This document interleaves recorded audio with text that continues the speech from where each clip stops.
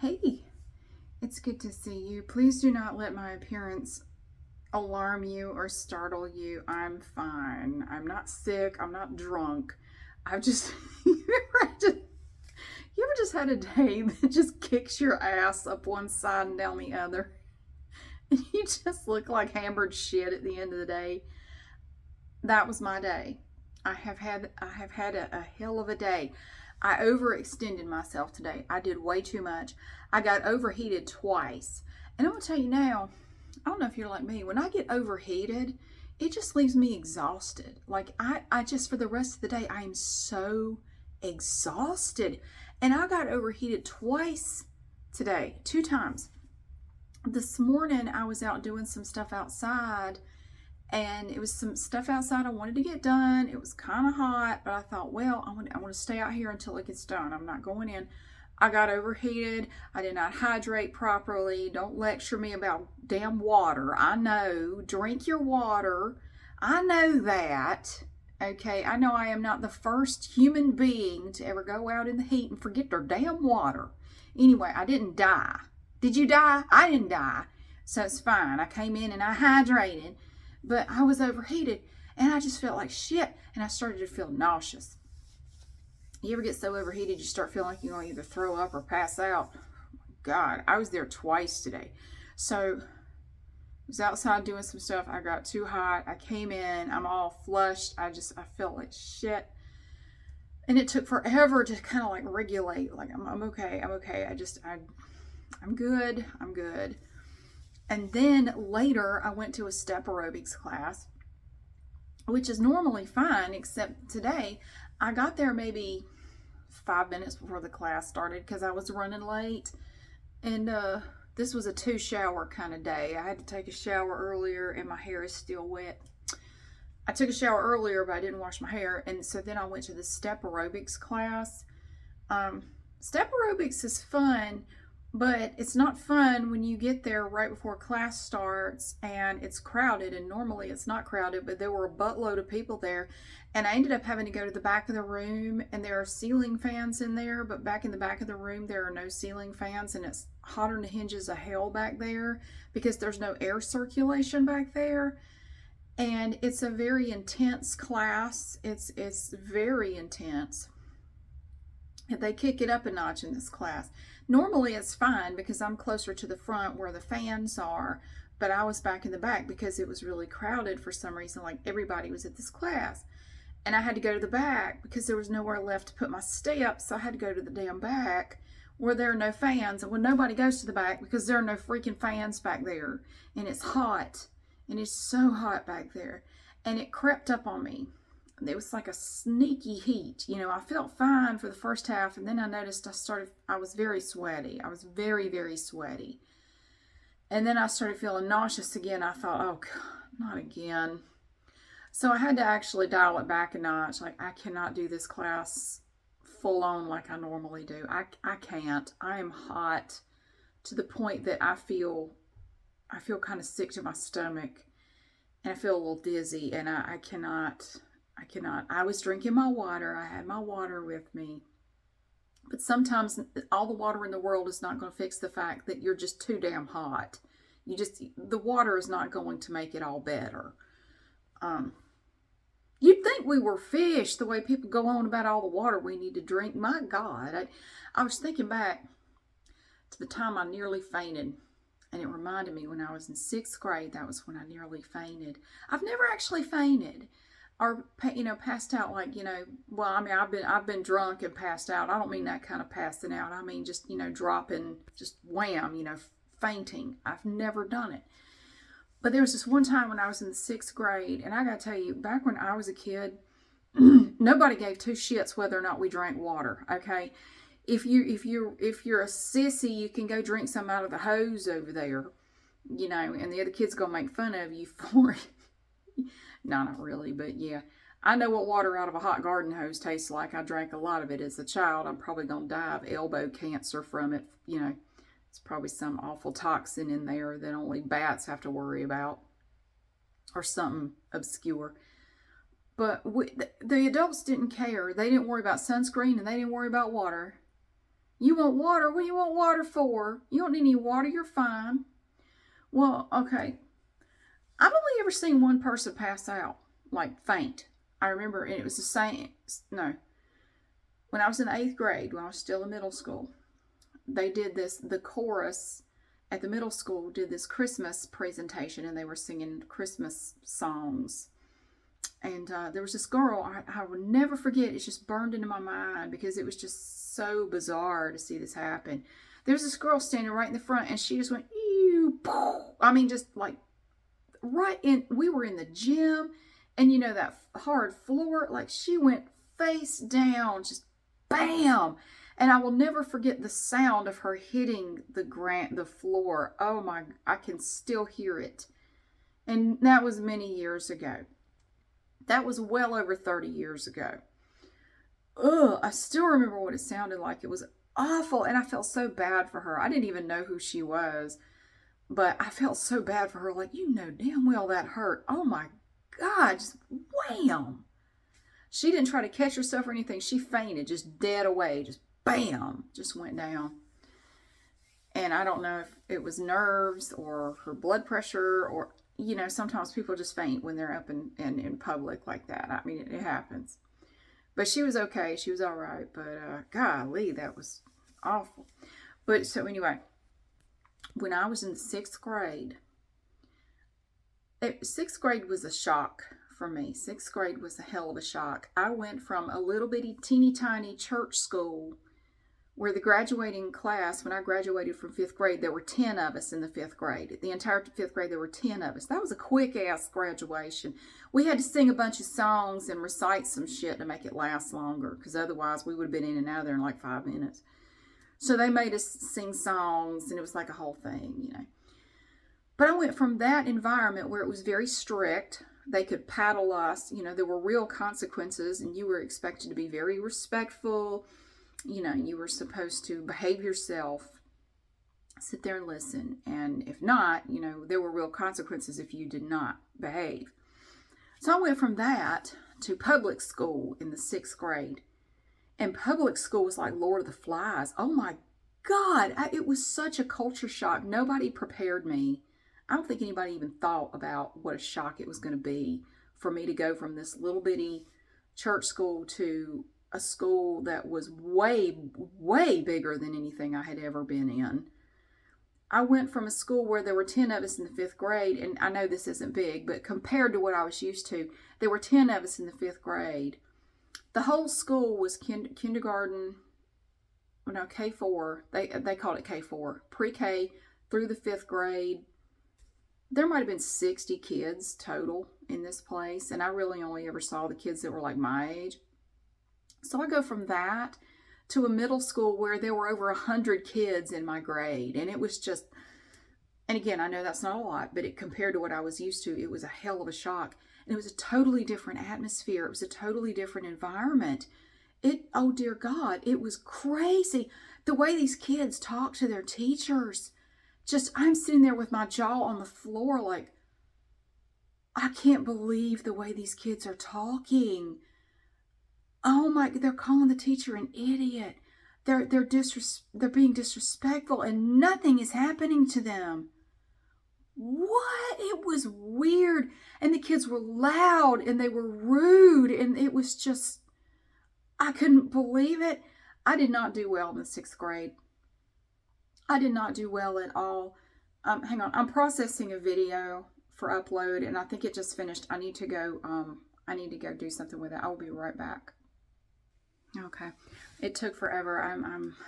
This video I did, I have to, it took forever to edit, and I've tried to work on it in bits and pieces and fits and starts throughout this busy ass day. And I also had to do my day job this morning too. So I really overextended myself today. I tried to do too much. I really tried to do too much, and I am beyond tired. You ever get like that? Like you're so tired you can't even really think straight anymore. The only good thing about getting that tired is I should sleep really well. Usually when I get like this, I sleep really well. And that would be nice. So I try to look at the bright side. And I did get a lot done today, so there's that too. But anyway, so I go to this crazy ass school, right? And it was an old school. Like, this building was super duper old. In fact, it's where my mother and father went to high school back in the early 50s. This is where they went to high school. And then it was closed for a long time, and then they made it into a middle school. And this place is like 1,000 years old. And it was literally falling apart. There were multiple buildings, and they were literally just falling apart. It's not a school anymore. I don't even know if the buildings are still standing. I don't know. I haven't been down that way in forever. But anyway, my homeroom, I had to go to my homeroom. They had open house, and my mother took me to open house at this school where you go around and you see all the places, like, okay, this building is for this is for that, you're going to be here. My homeroom was in the basement of the most ancient ass building you ever saw. Like, my God, so it was down in the basement, and it was the dingiest, sketchiest looking hallway you had to go down, and then the classroom itself was just frightening looking. There were no windows. I mean, it was below ground. It was like in the basement of this building. And there was a giant radiator on the ceiling. I still remember that. They had a radiator like bolted up on the ceiling. And it looked treacherous. Like, I don't trust the shit holding that thing up. I don't. And I had to sit right under it. I didn't know that at open house, but I ended up being seated right under that damn thing. Like, I don't know about all this. And it was major culture shock. Everything just was turned upside down on its head, and I didn't know what was going on. I was terrified, and I didn't know how to put it into words. Like, I don't know how to handle all these changes. This is just weird to me. None of this is making any sense to me. Everything is strange. I don't know any of these kids. You know, the few that have talked to me have been kind of mean to me, and I don't like it here. But we had this teacher who was fresh out of college. This guy was a first-year teacher. He was super duper optimistic at the beginning of the year. And the kids, we had the wildest kids in that class. I think they just rounded up I hate to say it, I think they rounded up all the troublemakers and put them in his class. And that poor teacher, at the end of the year, was just so over it. I think he hated all of us. Now, I was not rowdy at all. I probably didn't say 2 words in his class. I sat there in the back under that radiator just absolutely horrified by everything. The kids were so loud. They were jumping up and down. They'd get up on the desks. They'd scream and holler. They would imitate sex acts. And I'm just like, what the hell? And because when my birthday falls, I was the youngest one. I was 10 years old. Let's see. I was 10 years old when I started 6th grade. And I go in there with my little backpack and my little lunchbox. And I'm just horrified. I mean, I walk in and these kids are just screaming and yelling, and this poor first-year teacher is trying to get them under control. They are not listening to him, and I'm going, why isn't everyone in their seats? Why is everyone up? I just went and took my seat because our names were on the desks, so you knew where to go. And I found that I was under the radiator, and I wasn't happy about it, but I didn't say anything. I just went and took my seat. Everybody's just up running around acting crazy, and I'm just so confused. Like, why are these children acting like this? I don't understand. Why are they behaving this way? Why doesn't he paddle them? They'll stop, but they can't do that in public school. So they can just act buck wild, and this teacher is trying to get them under control, and they are not listening to him at all. Because he's up there, okay, please, can everyone please? And they can't even hear this poor man. He's very soft-spoken. He's smiling, but you could tell he's just horrified at the situation. Like, what the fuck have I gotten into? I'm in the basement in this literally crumbling building. No one's listening to me. What have I gotten myself into? I don't think he came back. I'm thinking that was his only year at that school.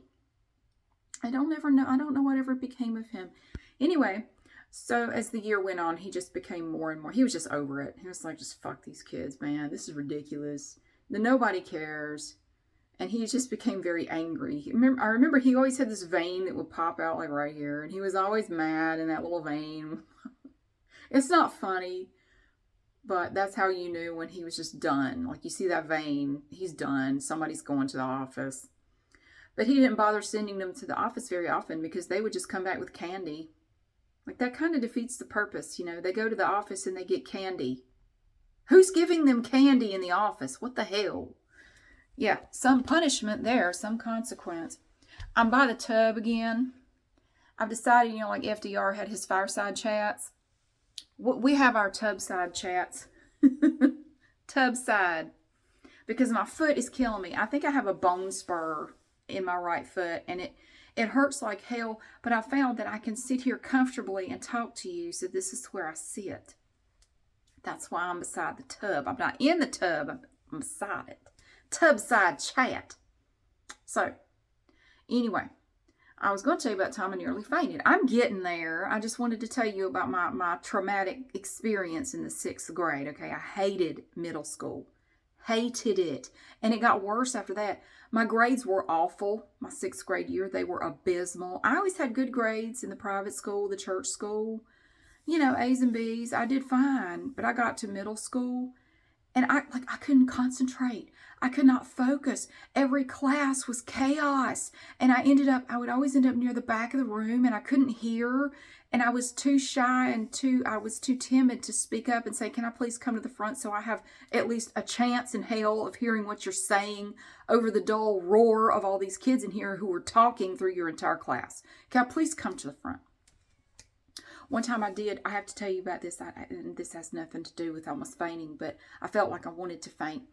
Now, one time in my math class, we had, and the schools did not have air conditioning back then. These buildings had no air conditioners at all. They had no ceiling fans, no air conditioners, no cross ventilation, no nothing. You just sat in there and you would sit and you would sweat. That's what you would do. You would sit and sweat when it got hot.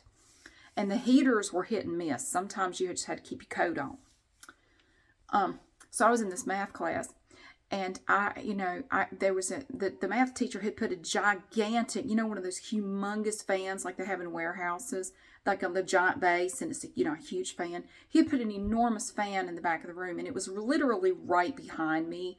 I had to make sure to put my hair in a side ponytail, otherwise it just kept blowing my hair in front of my face the entire class, and I couldn't hear. I could not hear with this fan on, and this teacher had kind of a low, the pitch of his voice was just perfect to where with the droning of the fan, you really couldn't hear anything he was saying. And so even when the other students were not being loud, I still couldn't hear him over the fan behind me.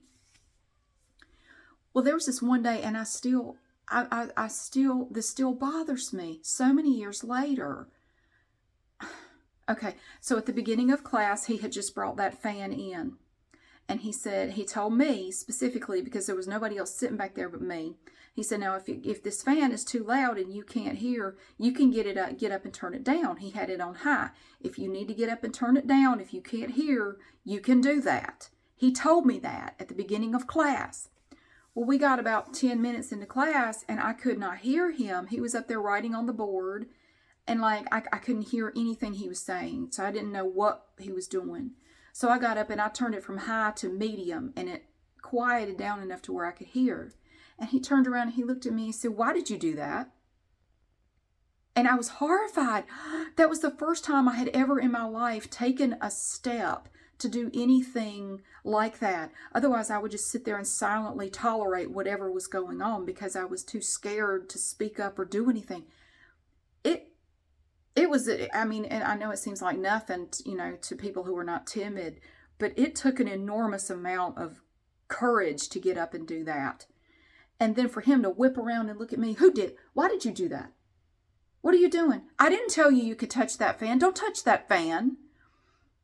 It was all I could do to keep from crying. I was sitting there. I was near tears. I felt so terrible, but I'm sitting there. He told me I could turn it down. I know he did. He told me I could, turn it down if it was too loud. And I sat there the entire class about to cry, like digging my fingernails into my hand, like, don't cry. Don't cry. That's stupid. Just forget it. But I had to click. He told me to put it back on high because he said, it's hot in here. We're all hot. You can turn it back up. So I spent the rest of the class not being able to hear anything. And I didn't do well in that class at all. I think I might have had a C, which for me is, that's, not something I would do, but I think I ended up with a C in that class. I couldn't hear a damn thing he was saying for a significant chunk of the school year. And he had a very low voice. It was kind of hard to hear him. But anyway, I still remember that to this day. Oh my God. I was painfully, painfully shy. And I would tolerate a lot just to not cause a problem. Like, I don't want to make a fuss. I don't, it's fine. It's fine, really. It's fine. Don't say anything. It's fine. The one time I tried to cut the fan down a little bit so I could hear, and he bit my head off and told me to turn it back up. He didn't even ask me, why did you do, not like he didn't care why I did it. It's like, turn it back up. It's hot in here, which it was hot in there, but I couldn't hear. He didn't give a shit. Anyway, okay. So we get through the whole school year. Thank God. I am so glad the year is almost over. This was the year, too, I had to go to that horrible therapist. I've mentioned this before. The school's guidance counselor contacted my parents and said, Mary is really struggling.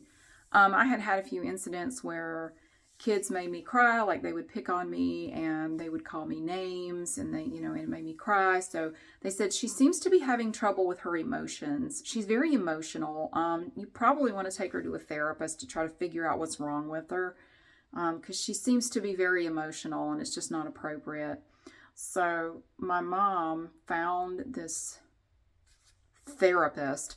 I remember she worked in the basement of the health department, the county health department. She was down in the basement, so I'm back in another basement. She was in the basement part of the time, and then they moved her up to another room, because I remember at one point she was in this place with no windows, and then they moved her to a place that had it did have a window with these little thin metal blinds. And I hated this therapist, but I didn't know how to put into words how I felt about her. This woman, my mom said she was good because she was cheap. And that was the best kind of therapist. A cheap one she's the cheapest one I could find. So that's the best. So I went to the cheap therapist in the basement of the health department building. And she would not end our sessions until I cried. She would sit there and, she would say, "Come on, I know you can do it." And my mom would be waiting outside, "Come on, I know you can do it. I know you got some tears for me. Come on now." And then eventually I would cry, and there we go. Now the healing can begin.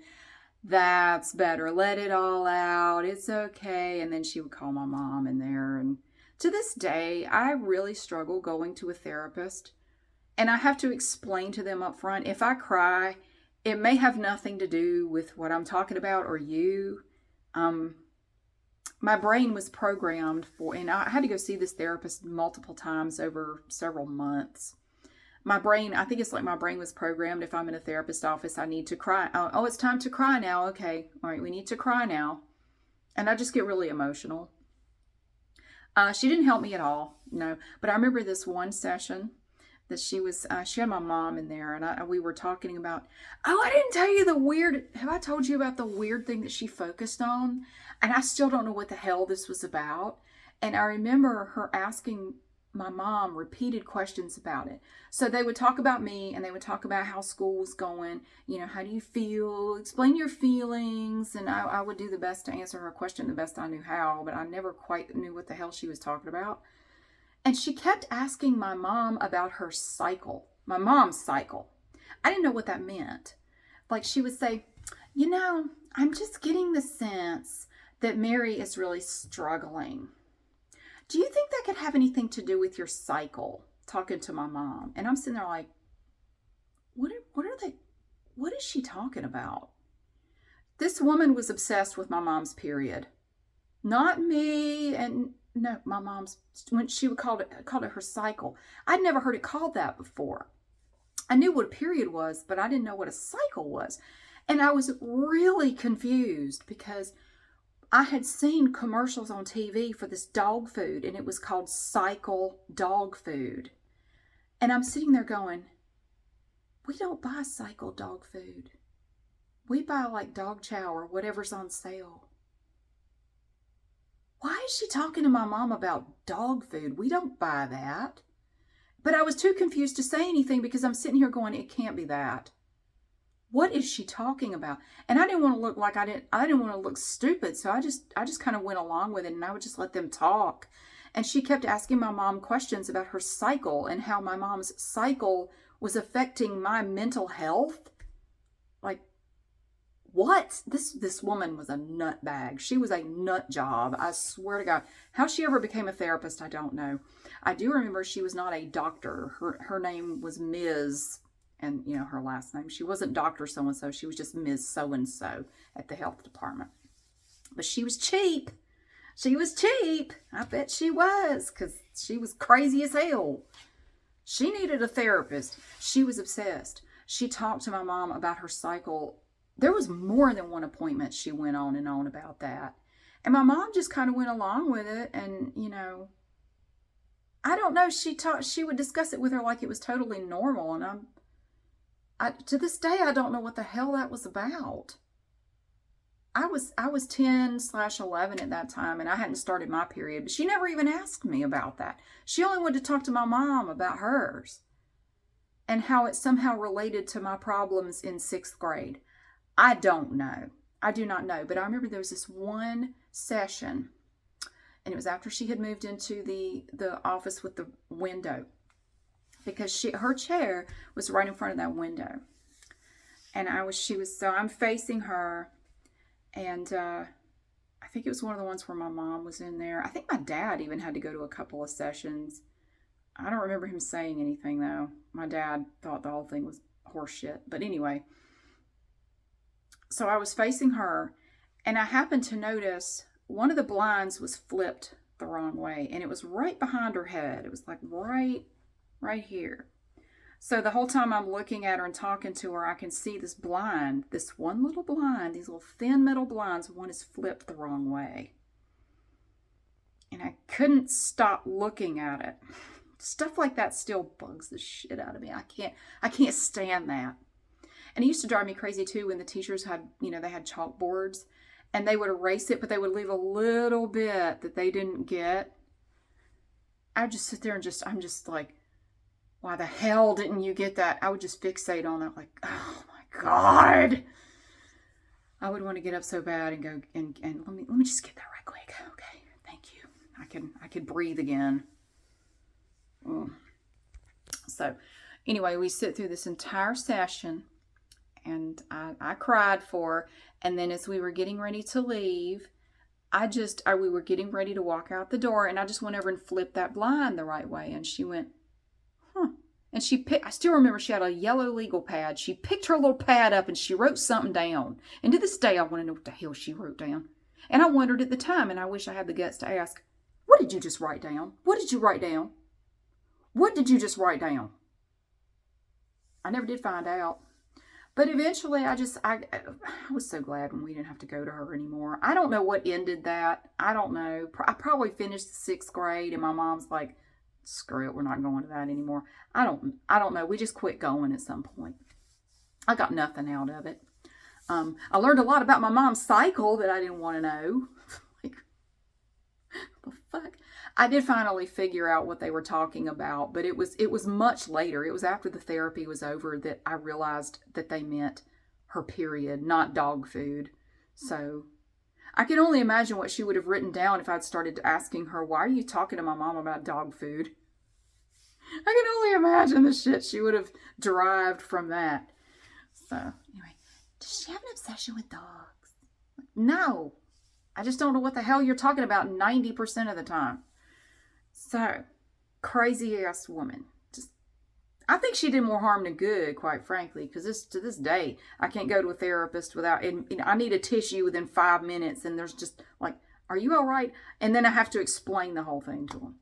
So, I get through 6th grade. It was pure T hell. I don't know anybody that enjoyed middle school. Neither one of my kids liked it. My younger son is going to be in the 8th grade this year, and he's really ready to get the hell out of middle school. Like, you just got one more year. Just hang in there, buddy. You can do it. I know it sucks. I know. I was really glad to get out of there myself. So, all right. So, I get through 6th grade. And then we have field day. The last day of school is field day. Yay. And I was kind of looking forward to it in theory, but it turned out to be like torture. Hang on, I gotta go check the video. I have it going. I gotta go check it. Hang on a minute.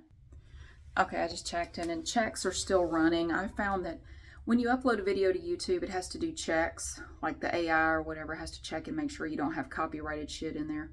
And the checks sometimes can take hours. I mean, I've had them take 4, 5, 6 hours before. And I usually, if it takes that long, I will just upload it. I will just publish it without the checks being done. It's like, I can't sit up all night waiting for checks to finish. I have a cramp in my leg. Ow. Sorry. So it's field day, right? And I'm really excited. Like, yay, last day of school. All right. We get to go out and play games out on the big old field behind the school. Yay. And I pictured it in my mind very differently from what it actually ended up being. What it ended up being was we had to stay out in the broiling hot sun, and it was well over 90 degrees that day. It was so hot. You know, it's like the first week of June. It was super hot outside. No water. I'm telling you, they didn't give a shit about making sure kids had anything to drink back then. They didn't care. We were allowed 2 trips inside to get a drink from the water fountain. You could only do it twice though. And I'm talking, we were out there all day except for lunch. We were outside all day and we were expected to play games. They had all these games set up that you could play, and we had to stay out there all day long. Our school days were 7:45 a.m. to 2:40 p.m. And that's the way my school days were all the way up through high school. 7:45 a.m. to 2:40 p.m. all through school. So we were out there all day except for lunch. And we got 20 minutes for lunch. And so we were out there and it was really, really hot. And I still remember our homeroom teacher had to stay with us out there all day. And he, like I say, he was just done. He did not want to be out there with us. But I think he was like, okay, if I could just get through this day with these little shits, I'll never have to deal with them again. He hated all this. Now, I had never caused a problem for this man. Never. I would show up on time every day. I never came in late. I never caused a fuss. I would sit quietly in my seat. When he called my name, I would answer for taking roll. I never did anything to antagonize him. I always listened. I was a good kid. I was really good because that's what I was taught to do. You go to school, that's what you do. You don't run around acting like you got no damn sense. You sit down and shut up. That's what you do. And I continued to do that all through school. I was not a loud, rowdy kid. So, but he was just disgusted. I think he was very disillusioned.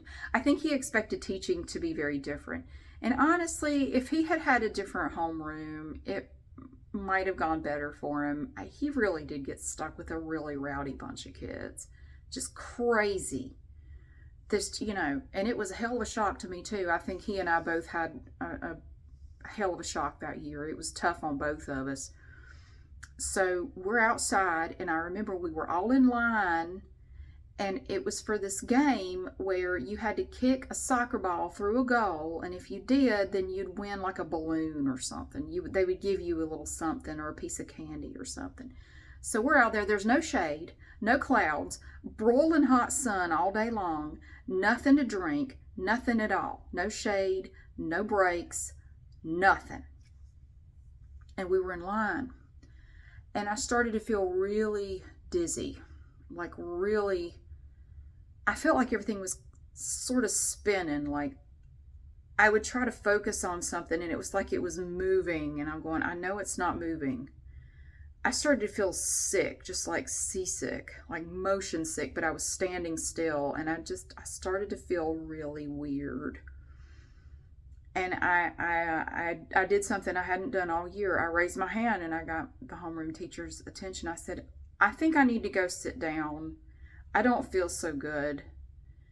And he said, no, stay in line. You're fine. Just stay in line. There's nothing wrong with you. You just stay there. It'll be your turn in a minute. You don't need to go anywhere. And there was a tree, and I saw this pine tree, and it was off, a little ways away. And I thought, I need to go. I want to go sit down. I really need to sit down. I was not doing well. And I started, you know how sometimes you get sick, you really pant, but you're like your respiration rate changes. And I'm just kind of, ooh, you know, I started to feel really nauseous. I was dizzy. Like, I really need to sit down. And I raised my hand again. I said, can I please just go sit under that tree for a minute? The kids behind me can go. I will just, I don't want to do that. Can I just please go sit down? And he told me no. He told me no again. You cannot. You stay right there and shut up. He had gotten very comfortable telling us all to shut up. Just stand there and shut up. Yes, sir. So then I about did pass out. I'm sort of hunched over with my elbows like on my knees, and I'm like, really, I thought, I'm going to faint. I'm going to actually faint. I had never fainted. I never have fainted. I'm going to faint. Right here, out here in the grass, I'm going to faint. So I finally just said, heck with it. And I just went and sat down under the tree. And the other kids in line are looking and they're going, and one of them told the teacher, like, Mary just went and sat down. I heard you tell her to shut up. Look what she's doing. She sat down. You told her to stay in line. Look what she did. He sent me to the office. He sent me to the principal's office for disobeying him. I got sent to the principal's office. Okay. Actually, it was fine with me because the principal's office had a little window unit air conditioner in it. I'm like, hell yeah. Good. It's like 5,000 degrees out here. I will gladly go to the principal's office. So I went to the principal's office, and our principal was this very nice lady, this little tiny lady. And I got in there, and I opened the door. I came into the little office, and she looked at me. She said, Mary, are you okay? I said, no, I don't feel good. She had me sit down. She said, you're white as a sheet. You are white as a sheet. Are you all right? She kept asking me, like, are you okay? She went and got me some water and like, do you need anything? Do you want me to call your mom? And, you know, and at the time my mom was a social worker and she worked like right up the street. And, do you want me to call your mom? I said, I do. I think I need to go home. I don't feel good. And she took my temperature and I was pale. I was just white. She said, you are just pale. Like you have no blood in your body. She took my temperature though, and it was over 103. So I don't know how the hell I was pale, but I was. It was over 103. So she called my mom, like, can you come get her? But while we were sitting there, she happened to notice I had a rash, like a red bumpy rash on my wrists. It went all the way around both of my wrists like a little bracelet. She said, that's weird. Did you know, what's that? I said, I don't know. I hadn't noticed it. I don't know. So my mom got there and the principal, you know, said, well, she's got a really high fever. She says she's dizzy, she's nauseous. And we just noticed she has this weird rash on her wrist. You might want to, you know, take her to see a doctor. My mom just took me up to the emergency room, which was not far away. And, the doctor, I broke both of my arms and dislocated both of my wrists the summer I was 8. And actually the doctor that dealt with both incidents, I broke one arm and dislocated the wrist in one incident and then did the exact same thing to the other almost exactly a week after getting this cast off. But that's a story for another day. But that doctor was in the emergency room when we got there. It was a small local hospital. And he goes, oh, you don't look so good. You know, so they took my temperature again and it was still really high. Well, not super high, but, you know, high. And I had time to cool off, you know, from being outside. And I had some water and I was feeling a little bit better. But he said, I don't like the look of that rash. And he said, let me see your stomach. So he had me pull my shirt up. And sure enough, I had the same rash on my stomach. He said, yeah, okay. So he said, we need to do a blood test on you. I think it was a blood test that they did. But anyway, long story short, they found out I had Rocky Mountain spotted fever, the tick-borne illness. And I had heard of it, but I didn't know anybody who had ever had it. I had Rocky Mountain spotted fever, and that was part of why I felt like shit. That and the fact that it was so hot outside. But yes, I was legitimately not well. And so it ruined like the first month of my summer vacation. I felt like shit for 3 weeks. I felt like crap. I had to take a couple of different medications for it. I mean, I did eventually feel better, but it made me feel like shit it kind of ruined the beginning of my summer. It really did. But that was the closest I've ever come to feeling like I was going to faint. And I really hated it because I was the brief period of time I got to sit under that tree, and I'm watching these little shitheads that were in my homeroom ratting me out to the teacher. You told her not to sit down. Look what she did. What is it to you? I mean, I wish I'd had the guts to say that. What is it to you? What the hell do you care? I have had to listen to you run your mouth all year. I have not said 2 words all year. And I was mad at the teacher, like, I've never asked you for anything. I've never caused a problem. And you still won't listen to me. I didn't have the guts to speak up for myself at all back then. I've changed a lot. I've changed a lot. But back then, I didn't have the guts to speak up for myself at all. So, but I did get better, but it did kind of screw up my summer. But that was the closest that I can recall that I've ever come to passing out. That's not a good feeling. Not a good feeling at all. So, I take it seriously whenever anybody tells me they don't feel good. I'm going to stop and I'm going to listen to you, because I know how much it sucks to feel like that and have nobody take you seriously. It sucks because you already feel bad, and that just makes it worse. So that is my story of almost the closest I've ever come to feeling like I was going to faint. I never have, and I hope I never do, because I always have this feeling if I ever faint, I'm going to hurt myself on the way down somehow, and it's going to be worse than the actual fainting spell itself. Like I'll knock my head on something, or I don't know. But yeah, I've never done it, and I hope I never do. I keep looking down here. I've sprayed this texturizer in my hair. I love R & Company Dallas stuff. I'm not advertising. They don't pay me. I just love the way this stuff smells. It smells so good. And I used the Dallas shampoo and conditioner tonight, and I have this thickening spray, and it's really great. It's a nice little texturizing spray. You don't have to use a lot. And I also like this R & Company Rodeo Star, but I found that I only have to use a little bit. A little goes a long way in your hair. It's a mousse. It is a thickening style foam, and it is really cool.